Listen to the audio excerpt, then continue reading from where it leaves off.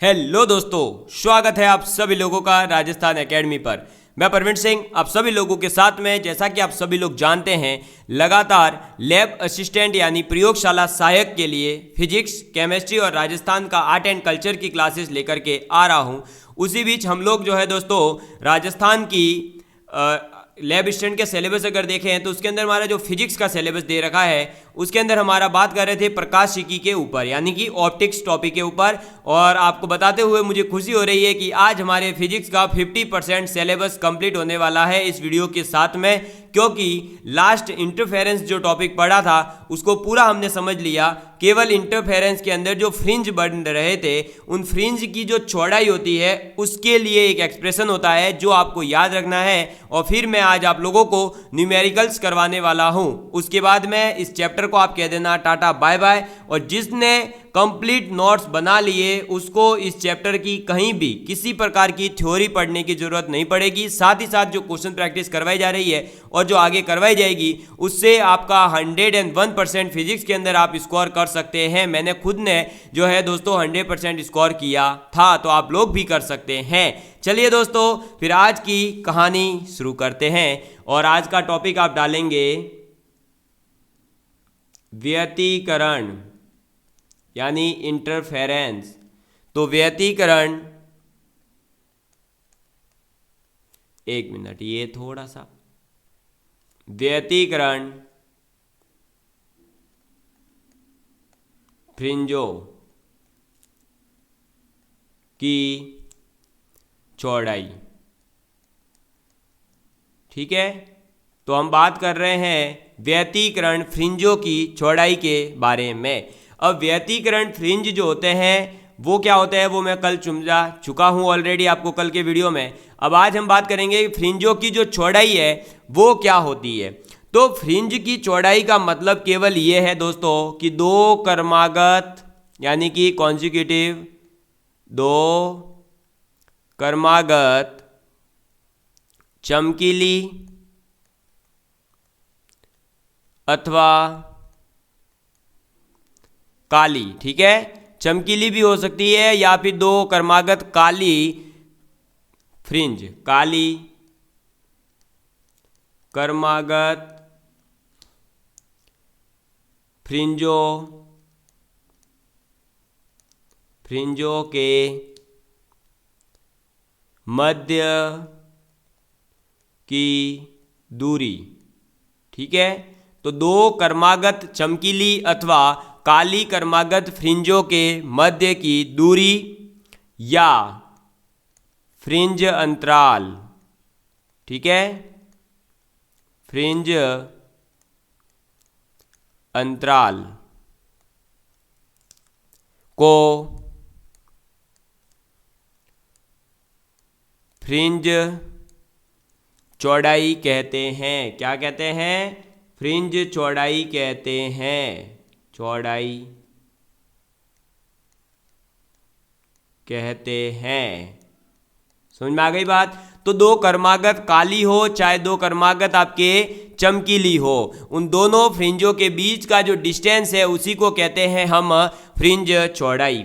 अब मैं आपको बता दूं दोस्तों कि चाहे आपके जो है दो क्रमागत काली फ्रिंजें लो चाहे दो क्रमागत आप जो है चमकीली फ्रिंजें लो, जो फ्रिंज चौड़ाई होगी वो समान ही होती है। ठीक है, तो ये आपको याद रखना है कि काली व चमकीली फ्रिंजों की चौड़ाई हमेशा क्या होगी? समान होगी। और वो चौड़ाई कितनी होती है? तो बीटा बराबर कैपिटल डी अपॉन में स्मॉल डी गुणा लैम्डा। समझ में आ गई बात? ये एक्सप्रेशन आपको याद रखना है कि बीटा बराबर होता है कैपिटल डी अपॉन में small D, capital D upon में स्मॉल डी गुणा लैम्डा। समझ में आ गई बात? तो जो आपका ये बीटा है, ये सॉरी जो है हमारा बीटा, ये क्या कहलाएगा? फ्रिंज चौड़ाई। समझ में आ गई बात? तो ये किसको रिप्रेजेंट कर रहा है? फ्रिंज चौड़ाई को। ठीक है, इसको याद रखना। ये किसको रिप्रेजेंट कर रहा है? फ्रिंज चौड़ाई को। तो फ्रिंज चौड़ाई को निकालने के लिए हमें क्या क्या पता होना चाहिए? कैपिटल डी यानी कि पर्दे के और सोर्स के बीच की डिस्टेंस, और जो दो स्लिट बनती है उन दोनों स्लिट के बीच की डिस्टेंस, और लैम्डा यानी कि जो आपकी लाइट आ रही है उसकी तरंग दैर्ध्य कितनी है। ये सब चीज़ें मैं आपको बता चुका हूँ पहले ही, तो आपको ये पता होना चाहिए। ठीक है, चलिए अब इस फॉर्मूले पर बेस्ड कुछ जो है रूल्स है जिनको आपको याद रखना है, और वो पॉइंट आपके डायरेक्ट एग्जाम में पूछे जा सकते हैं। पहला पॉइंट आ जाता है दोस्तों आप लोगों के लिए कि आपका अगर हम डी तथा भाई कैपिटल डी तथा स्मॉल डी को नियत माने यानी कि कांस्टेंट मान लेते हैं। क्या मान लेते हैं? कांस्टेंट। तो जैसे ही इनको कांस्टेंट माने, नियत मान लें, तो जैसे ही d अपॉन डी कांस्टेंट हुआ, beta is directly proportional to lambda. और आप लोगों को पता होगा दोस्तों लैम्डा किसका ज़्यादा होता है? अरे भाई कोई भी लाइट ले लो, जैसे कि मैं लाइट ले रहा हूँ रेड और ब्लू लाइट। कौन सी? रेड और आपकी ब्लू लाइट। तो ये आपको पता होगा कि रेड लाइट का जो लैम्डा होता है वो ज़्यादा होता है ब्लू लाइट के लैम्डा से। ठीक है, जो लाल कलर की लाइट होती है उसका तरंग दैर्ध्य ज़्यादा होता है। किससे? ब्लू लाइट से। और ये कैसे याद रखेंगे आप? विबग्योर। ठीक है, क्या होता है? विबग्योर, पता है ना ये? तो ये होता है आपका violet, indigo, blue, green, yellow, orange और रेड। तो ये विबग्योर जो होता है ये किस क्रम में होता है दोस्तों आपके?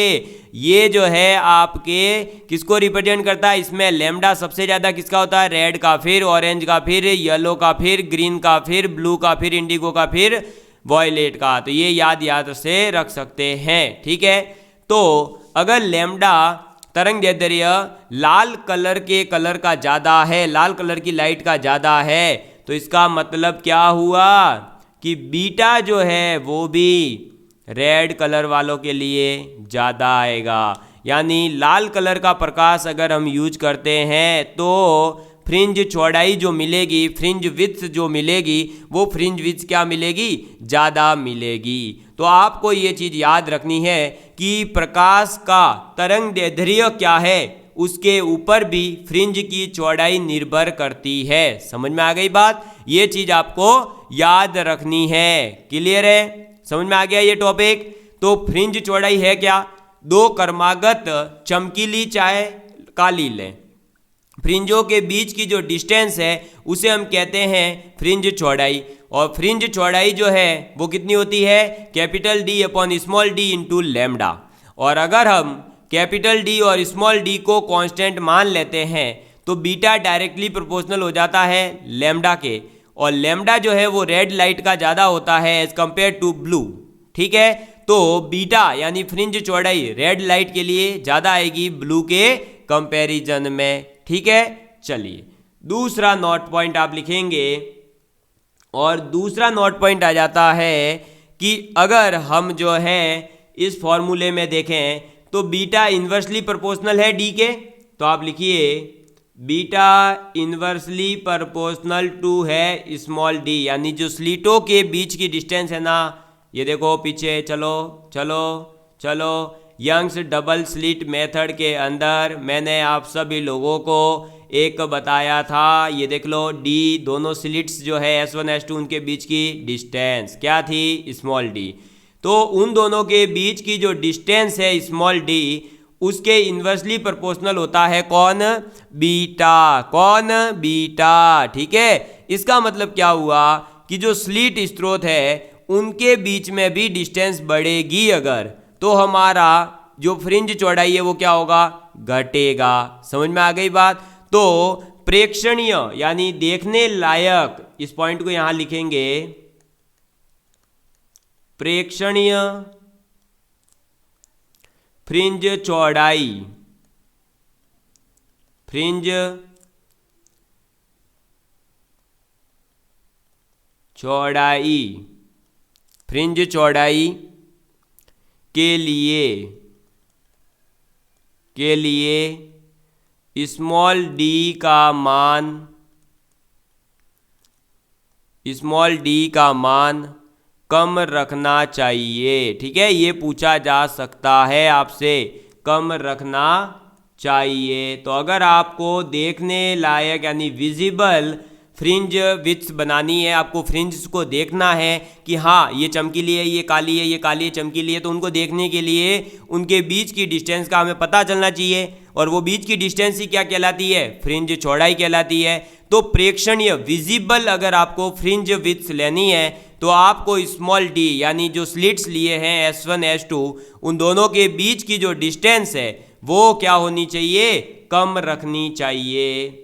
थर्ड पॉइंट की बात करते हैं तो थर्ड पॉइंट आ जाता है कि beta is directly proportional to capital D, यानी कि पर्दे के बीच की डिस्टेंस और बीटा की डिस्टेंस डायरेक्टली प्रोपोर्शनल होती है। कहने का मतलब क्या हुआ? जैसे जैसे फ्रिंज चौड़ाई बढ़ेगी वैसे वैसे पर्दे से सोर्स की दूरी भी बढ़ती जाएगी। समझ में आ गई बात? तो यहां लेकिन ये बात याद रखना कि अगर हमने जो है डी का मान बहुत ज़्यादा अधिक ले लिया तो पर्दे पर पहुंचने वाला जो प्रकाश होगा उसकी तीव्रता क्या हो जाएगी? कम हो जाएगी।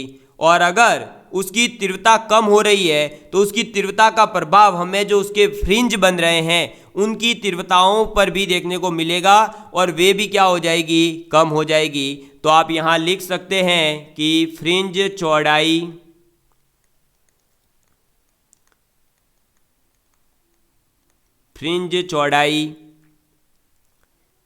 डी के साथ बढ़ती है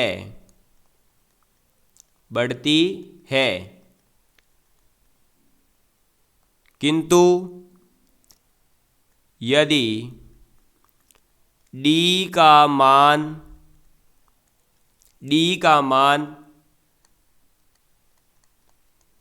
बहुत अधिक है, डी का मान बहुत अधिक है तो क्या होगा दोस्तों? जो है फ्रिंज की चमक होती है ना, तो फ्रिंज की तीव्रता यानी कि जो आपके फ्रिंज बन रहे हैं उनकी इंटेंसिटी जो है तीव्रता कम होगी। ठीक है, और अगर उनकी तीव्रता कम है तो उससे क्या होगा? तीव्रता कम होगी जिसका प्रभाव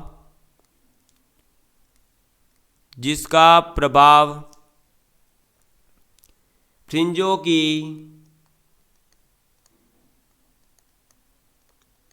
की तीव्रता को कम करता है। ये बात आपको याद रखनी है। यानी अगर आपसे पूछ लिया जाए, देखो अब न्यूमेरिकल कैसे बनेगा कि पर्दे और लाइट के सोर्स के बीच की दूरी जो है एक बार 4 मीटर है, एक बार 5 मीटर है, एक बार 6 मीटर है, एक बार 7 मीटर है। ठीक है, तो बताइए फ्रिंजों की तीव्रता का क्रम क्या होगा? तो फ्रिंज की तीव्रता जो है कहां पर ज़्यादा होगी? जहां पर कैपिटल डी यानी कि सोर्स और आपका जो पर्दा है उसके बीच की डिस्टेंस क्या होगी? कम होगी। समझ में आ गई बात? तो बस ऑर्डर निकाल लीजिए आप। तो जो 4, 5, 6, 7 पर है वैसे ही तीव्रता का ऑर्डर किसके लिए ज़्यादा हो जाएगा? 4 के लिए, फिर 5 पर, फिर 6 पर, फिर 7 पर। ऐसा ही क्वेश्चन पूछा जाएगा। या पूछ लेगा कि फ्रिंज की जो चौड़ाई है वो ज़्यादा किस में मिलेगी? तो ज़्यादा किस में मिलेगी दोस्तों? आपके 7 वाले में ज़्यादा मिलेगी। फिर तो अगर चौड़ाई का ऑर्डर पूछा तो बीटा 7, फिर बीटा 6, फिर बीटा 5, फिर बीटा 4। ऐसे क्वेश्चन पूछे जाएंगे। ये न्यूमेरिकल बन गया। लो, ये बहुत अच्छे लेवल का न्यूमेरिकल है। ऐसा न्यूमेरिकल आपके IIT JEE और नीट वालों में पूछा गया है। पर ये किसको पता होगा? जिसने व्यतिकरण को पूरे डीप में अच्छे से समझते हुए पढ़ा है। वरना तो फिर क्या होगा बेटा? नानी याद आएगी पेपर में, जैसे 2018 और 16 में आई है। ये जनरल साइंस वालों के तो तोते उड़ जाएंगे। चाहे आप फादर ऑफ मॉडर्न फिजिक्स पढ़ के जाए, चाहे फादर ऑफ इलेक्ट्रोस्टैटिक्स पढ़ के जाए, वो वहां कोई नहीं पूछता, सीधा न्यूमेरिकल देते हैं वो तो। ठीक है, चलो ये थोड़ी सी चेतावनी है कि भाई अच्छे लेवल की फिजिक्स तैयार करना, और केमिस्ट्री और बायो भी। ये सब जो है ना कह रहे हैं कि भाई इजी आएगा ना, ये तो सिर्फ डराने की बातें हैं। तो डराने की बातें तो 16-18 का पेपर देखो ना भाई, सीधा सीधा पता चल जाएगा डरा रहे हैं कि हकीकत बता रहे हैं। तो हकीकत को जानना जरूरी है आज के कंपटीशन को क्रैक करने के लिए। हम गलत फहमियों में हैं, उनसे बचिए हर एग्जाम के लिए, मैं तो ये कह रहा हूँ। ठीक है, चलो अब आपकी इच्छा है, आगे बढ़ता हूं मैं। फोर्थ पॉइंट कह रहा है कि अगर हमारे पास में फ्रिंज की चौड़ाई है, ठीक है, और आपके पास में स्मॉल डी है और आपके पास में कैपिटल डी भी है, तो क्या आप तरंग दैर्ध्य निकाल सकते हैं? बिल्कुल। तो आप तरंग दैर्ध्य जो निकाल सकते हैं, ये यंग ड्यूस स्लिट जो प्रयोग है उसका एक महत्वपूर्ण उपयोग है। तो आप यहां लिख सकते हैं कि आप लिख लीजिए, यदि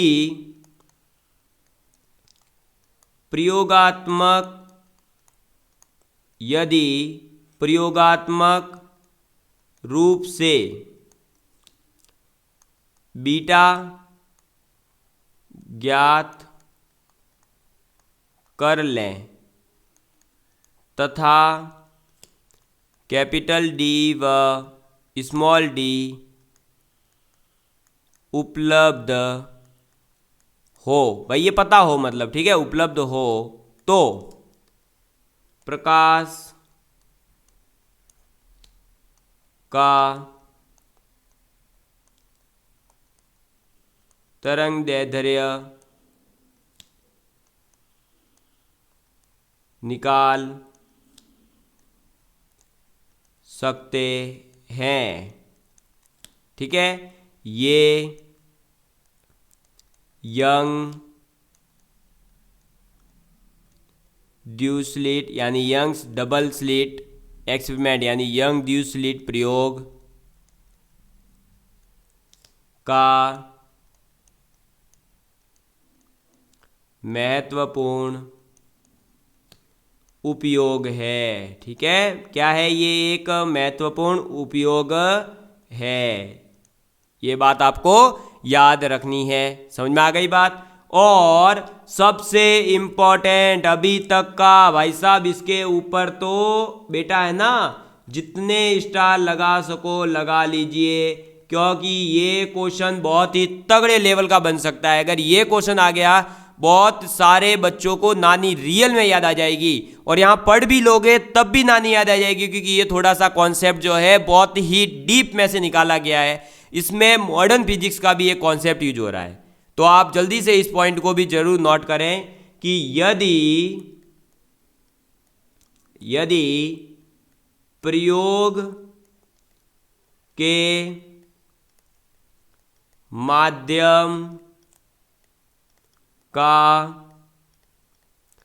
अपवर्तनांक, यदि प्रयोग के माध्यम का अपवर्तनांक n है, क्या है? n है, तो प्रकाश का तरंग दैर्ध्य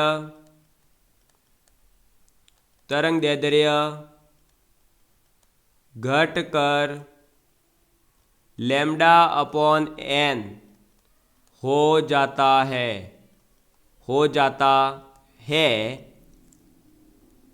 तथा इस कारण से फ्रिंज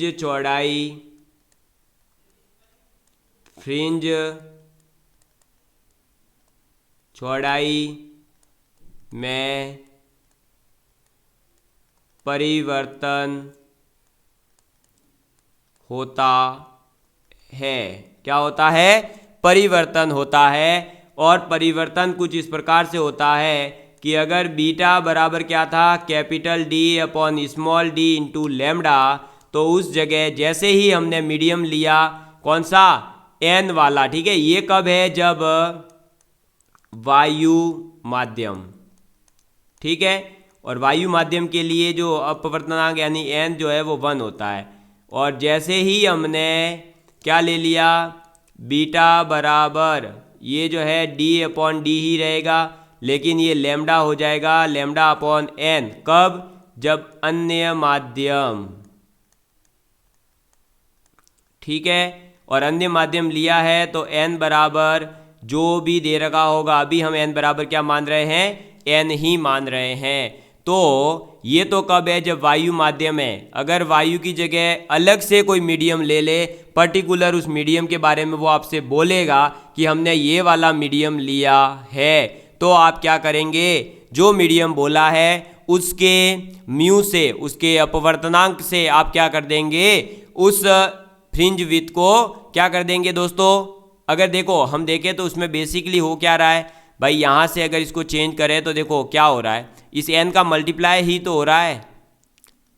तो कहने का मतलब क्या हुआ कि अगर बीटा फ्रिंज विड्थ आ रही थी पहले, तो बाद में कितनी आएगी, n बीटा डैश आएगी, यानी नई वाली जो फ्रिंज विड्थ है वो कितनी हो जाएगी, बीटा अपॉन में n, ठीक है। चलिए इसको मैं यहाँ से इसको मिटा करके, तो जो नई वाली फ्रिंज विड्थ मिलेगी वो मिलेगी कितनी, बीटा डैश, और वो क्या होगी, बीटा अपॉन में n, ठीक है।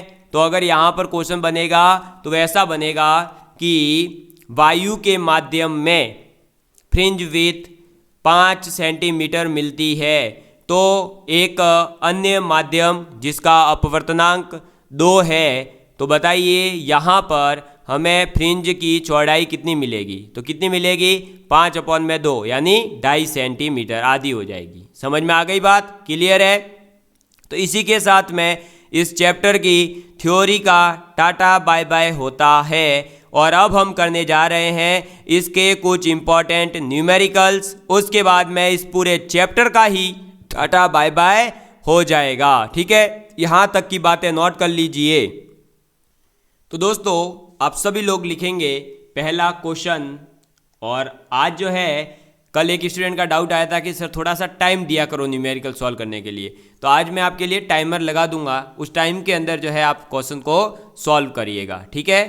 तो आप क्वेश्चन लिखेंगे, यंग के ड्यू स्लिट यानी कि यंग्स डबल स्लिट प्रयोग में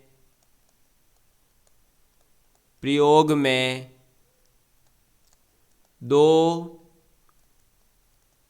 स्लिटों के मध्य, 2 स्लिटों के मध्य दूरी, 2 जो स्लिट्स है उनके मध्य की दूरी कितनी है, तो 0.4 mm है, ठीक है। यानी ये देखो 2 स्लिटों के मध्य की दूरी यानी स्मॉल d की वैल्यू दी गई है, ठीक। मैं थोड़ा थोड़ा समझाते भी चलूंगा ताकि आप खुद अपने दिमाग से फिर क्वेश्चन को सॉल्व कर सकें। जब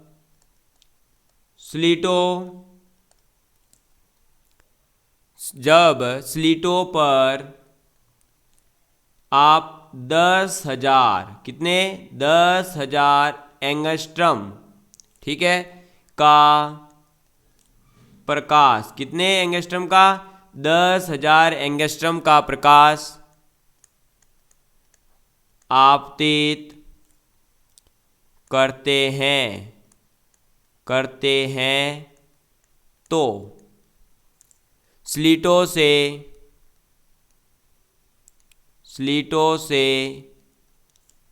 2 मीटर, कितना 2 मीटर, ठीक है, 2 मीटर स्थित स्क्रीन पर, अब देखो स्क्रीन हो सकता है, पर्दा हो सकता है, वो कुछ भी हो सकता है, तो मैं स्क्रीन वर्ड यूज कर रहा हूं, स्क्रीन पर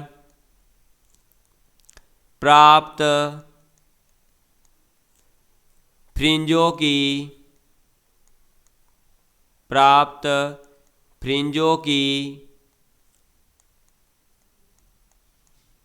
फ्रिंज चौड़ाई ज्ञात करें, ठीक है। ये है आप सभी लोगों के लिए क्वेश्चन। तो क्वेश्चन एक बार मैं पुनः बोल रहा हूँ ताकि आप लोग जो है थोड़ा सा समझ पाए और फॉर्मूले वगैरह को यूज कर सकें। क्वेश्चन है यंग्स डबल स्लिट एक्सपेरिमेंट के अंदर दो स्लिटों के बीच की दूरी कितनी है 0.4 मिलीमीटर यानी, ठीक है। जब इन स्लिटों के ऊपर 10,000 एंगस्ट्रम का प्रकाश यानी लाइट आप आपतित करते हैं, इंसिडेंट करते हैं, तो स्लिट से 2 मीटर की दूरी पर स्थित पर्दा या स्क्रीन जो है उसके ऊपर जो फ्रिंज मिलने वाले हैं, काले और चमकीले और जैसे भी, तो उन फ्रिंजों के बीच जो चौड़ाई है फ्रिंजों की वो आप निकाल करके मुझे बताइए। और आप सभी लोगों के लिए यहाँ मैं स्टार्ट करने जा रहा हूँ टाइमर, तो जल्दी से क्वेश्चन करिएगा। और इस टाइमर के अंदर जो है ये स्पीड वॉच है, तो यहाँ पर जो है जैसे ही दोस्तों हमारे कितना इसके अंदर देखो भाई ये स्पीड वॉच है, तो हम यहाँ पर जैसे ही 10 हो जाएगा ना तब स्टॉप कर देंगे, ठीक है। इतना टाइम तो जरूरी है। तो 1 2 3 स्टार्ट।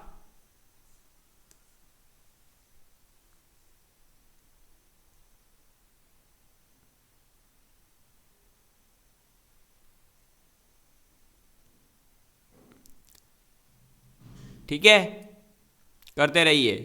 अच्छा ये बहुत ज़्यादा वो है तो हम यहाँ पर 1 हो जाएगा तब करेंगे, ठीक है। इतना टाइम दे रहा हूँ, करते रहिए आप। टाइमर जरूरी है भाई, करिए करिए करिए। इस क्वेश्चन की बैंड बाजा और बारात तीनों निकालिए। पहले बैंड बजाइए फिर इसकी बारात लेकर जाइए, जल्दी से करिए करिए करिए करिए करिए जल्दी से। भाई ये स्पीड वॉच तो आज ही मैंने यूज करी थी, इसलिए मेरे को भी इसके बारे में पता नहीं था कि इतना फास्ट ये चलेगी। करिए करिए करिए करिए जल्दी करिए जल्दी करिए। देखो टाइम तो हो गया भाई, 1 हो जाएगा क्योंकि यहाँ साइट होते ही आई थिंक वहाँ 1 हो जाना चाहिए। ये लीजिए, तो बिल्कुल आपको दिया गया था 1 मिनट का समय, ठीक है। तो आपका समय हुआ समाप्त और अब हम करेंगे इस क्वेश्चन को सॉल्व। सबसे पहले मुझे बताइए इस क्वेश्चन को डायरेक्ट वैल्यू और उनके बारे में कौन सोचने लगा? बिल्कुल भी नहीं सोचना है। न्यूमेरिकल सॉल्व करने की एक ही ट्रिक है, सबसे पहले ये देखिए कि निकालना क्या है। निकालना क्या था? फ्रिंजों की चौड़ाई। फ्रिंज चौड़ाई का फॉर्मूला क्या बताया कि बीटा बराबर capital D upon small D into lambda, ये बताया है। यही यूज होता है हर बार। तो फिर अब बीटा तो निकालना है, ठीक है सर। कैपिटल डी क्या होता है? जो आपकी स्लिट्स है यानी जहां पर आपका प्रकाश आ रहा है वो, और जो आपका पर्दा है उसके बीच की दूरी कितनी दे रखी है? 2 मीटर, यानी कैपिटल डी बराबर हो गया 2 मीटर, ठीक है। लैम्डा क्या होता है? तरंग दैर्ध्य। तो प्रकाश का बोल तो दिया, ये देखो 10,000 एंगस्ट्रम का, तो 10,000 एंगस्ट्रम मतलब क्या? प्रकाश का कोई मास होता है क्या? तरंग दैर्ध्य तो होती है, तो तरंग दैर्ध्य ही तो होगी ये। तो ये कितनी हो जाएगी? लैम्डा बराबर 10,000 एंगस्ट्रम, ठीक है। और स्मॉल डी क्या होता है? तो 2 स्लिटों के मध्य की दूरी, ठीक है। S1 और S2 के बीच की डिस्टेंस कितनी दे रखी है? 0.4 mm। तो स्मॉल डी बराबर हो गया 0.4 mm। समझ में आ गई बात? अब कैपिटल डी की वैल्यू कितनी है? 2 मीटर। तो या तो हम इस पूरे को जो है, मतलब देखो इसकी मीटर है तो इन दोनों को भी मीटर में चेंज करें, या इन दोनों ये एंगस्ट्रम में लेना है तो इन दोनों को एंगस्ट्रम में चेंज करें। लेकिन हमें फ्रिंज चौड़ाई निकालनी है और चौड़ाई हमेशा मीटर में निकालेंगे हम। तो हम यहाँ क्या करेंगे? एंगस्ट्रम को और मिलीमीटर को मीटर में कन्वर्ट करेंगे। एंगस्ट्रम को अगर हमें मीटर में कन्वर्ट करना है तो आपको 10 की पावर -10 से मल्टीप्लाई करना पड़ेगा, क्योंकि एक एंगस्ट्रम कितना? 1 एंगस्ट्रम बराबर होता है 10 की पावर -10 मीटर। तो यहाँ हम कर देंगे क्या?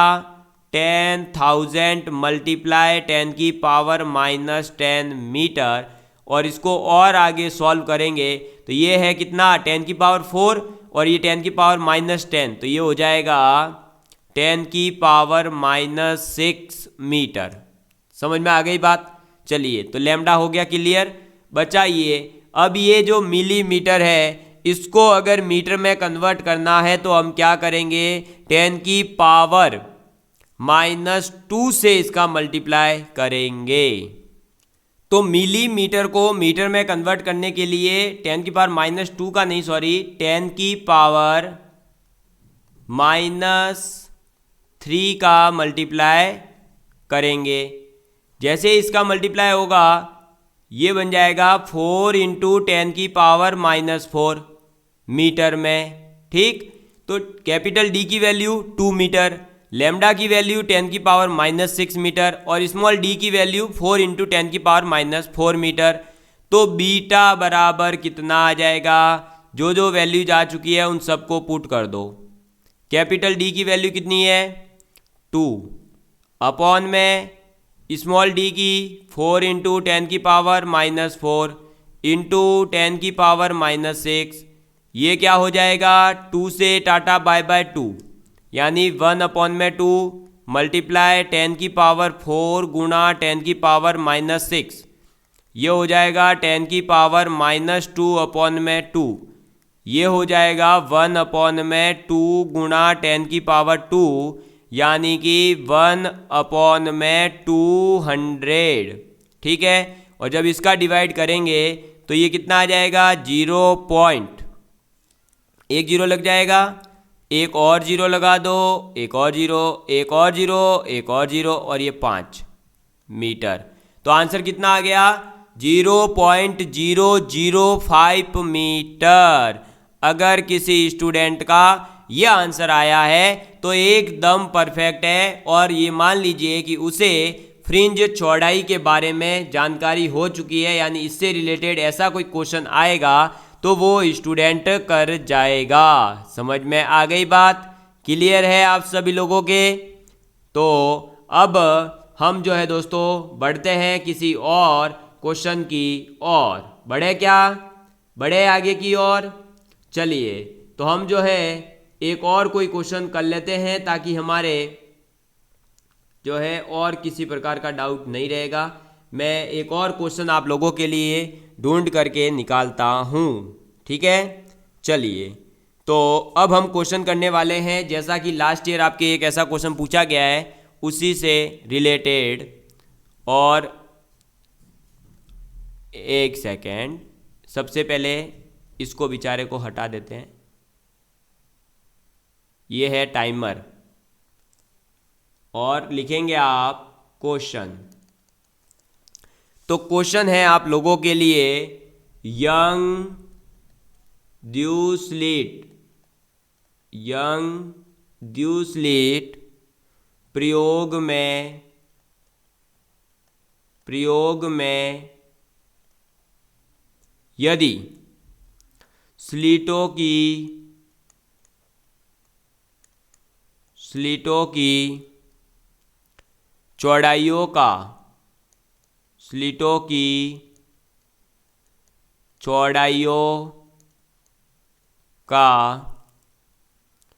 अनुपात स्लिटों की चौड़ाइयों का अनुपात 4:9 है। ठीक है, स्लिट की चौड़ाई का मतलब क्या है आप लोग समझ चुके होंगे। अरे भाई जो आपका डी है ना उसकी बात कर रहा है, तो स्लिटों की चौड़ाई का अनुपात है 4:9। तो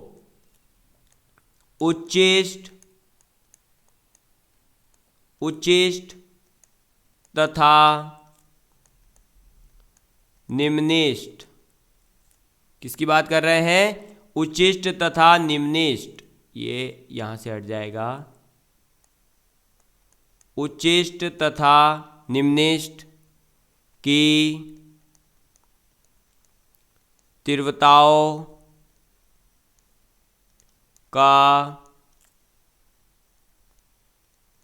अनुपात यानी कि रेशियो होगा। ठीक है, और मैं आप सभी लोगों के लिए इस क्वेश्चन में ऑप्शन भी दे देता हूँ। ऑप्शन है 196:25, ऑप्शन बी है आप सभी लोगों के लिए 9:4, ऑप्शन सी है आप सभी लोगों के लिए 81/16 और डी ऑप्शन है आप लोगों के लिए 25/1। ठीक है, क्या है क्वेश्चन? क्वेश्चन है हमारा कि यंग डबल स्लिट एक्सपेरिमेंट के अंदर यदि स्लिटों की चौड़ाई का अनुपात 4:9 है तो उच्चिष्ट यानी मैक्सिमा और निम्निष्ट यानी मिनिमा की जो तीव्रता होगी उनका अनुपात क्या होगा। ठीक है, तो इसके लिए भी मैं टाइमर लगाने जा रहा हूं, आप लोग इस क्वेश्चन को सॉल्व करेंगे। तो दोस्तों आपका होता है टाइम शुरू, करिए इस क्वेश्चन को जल्दी से। इसमें भी मैं 1 मिनट ही आपको देने वाला हूं, जल्दी से जल्दी क्वेश्चन सॉल्व करेंगे और हर बच्चा इस क्वेश्चन को सॉल्व करेगा।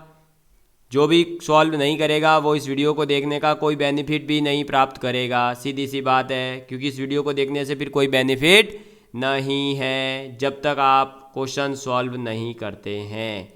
जल्दी से करेंगे, जल्दी जल्दी जल्दी, 1 मिनट से कम समय लगाएंगे तब और मज़ा आएगा। करिए करिए करिए करिए करिए, और मैं आंसर देख रहा हूँ। ठीक है, मैं देख रहा हूँ बेटा कि कौन क्या कर रहा है, जल्दी करो, करिए करिए करिए करिए करिए करिए करिए। जस्ट लास्ट काउंटडाउन स्टार्ट, 5 4 3 2 1, और इसी के साथ टाइम को जाता है रोका और अब हम इस क्वेश्चन को करेंगे सॉल्व। तो दोस्तों इस क्वेश्चन के अंदर सीधा सा बोला स्लिटों की चौड़ाई, और स्लिटों की चौड़ाई मान लो W1/W2 कितना दे दिया 4/9, कितना दिया 4/9। और आपको मैंने बताया है कि स्लिटों की चौड़ाई तीव्रता के डायरेक्टली प्रोपोर्शनल होती है।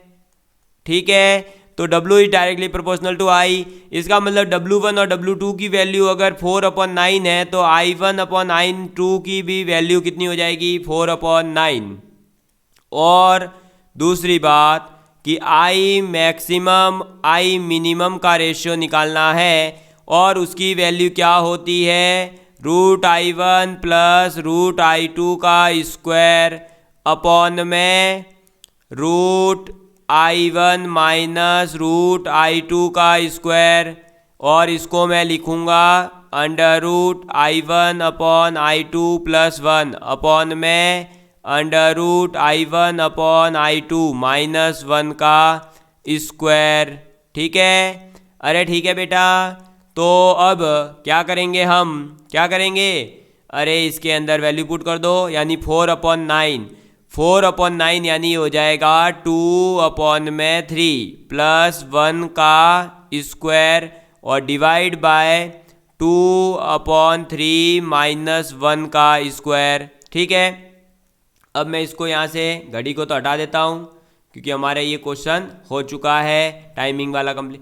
अब ये क्या हो जाएगा, ये हो जाएगा आपके 5/3 का स्क्वायर, और ये नीचे हो जाएगा आपके क्या दोस्तों, ये हो जाएगा 2 - 3 यानी 1/3 का स्क्वायर, यही आएगा। अब इसको जब सॉल्व करेंगे 3 का स्क्वायर कट जाएगा, टाटा बाय बाय, तो यह आ जाएगा 25:1, यानी ऑप्शन नंबर डी हमारा राइट आंसर था। तो जिस भी स्टूडेंट ने डी आंसर निकाला है उसके लिए मैं तालियां बजा रहा हूं, सुनिए।